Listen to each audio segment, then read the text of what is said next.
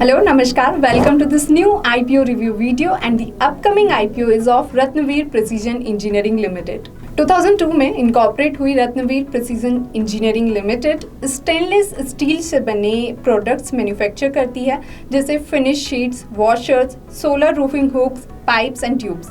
इसके बनाए इन प्रोडक्ट्स का यूज कई इंडस्ट्रीज में और कमर्शियल और रेसिडेंशियल दोनों ही सेक्टर्स में होता है। Backward integrated business model, consistent financial performance, wide product portfolio and multiple designs, customer diversification and R&D setup for new product development.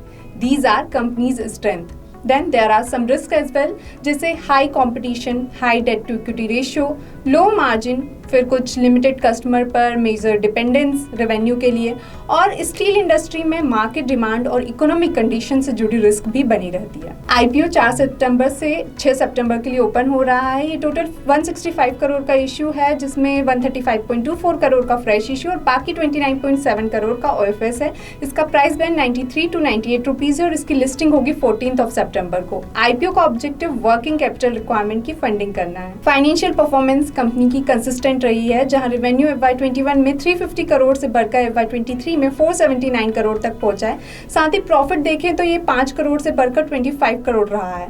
And as I said, business में margin कम ही है। तो कंपनी जो है स्टेनलेस स्टील से बने products बनाती है, जिसमें इसका काफी वाइड प्रोडक्ट पोर्टफोलियो है। बैकवर्ड इंटीग्रेटेड बिजनेस मॉडल है, R&D सेटअप है टू डिजाइन न्यू प्रोडक्ट्स।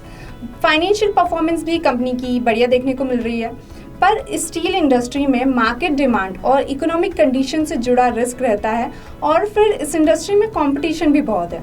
फिर कंपनी का डेट टू इक्विटी रेशियो देखें तो वो भी हाई है और इस बिजनेस में मार्जिन भी कम है।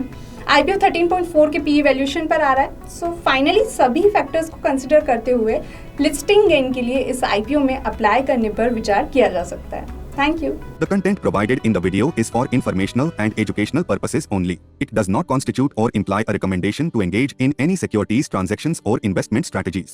We do not provide personalized advice or determine suitability for individuals' financial needs. Please conduct your own analysis and consider your personal circumstances before making any investment decisions.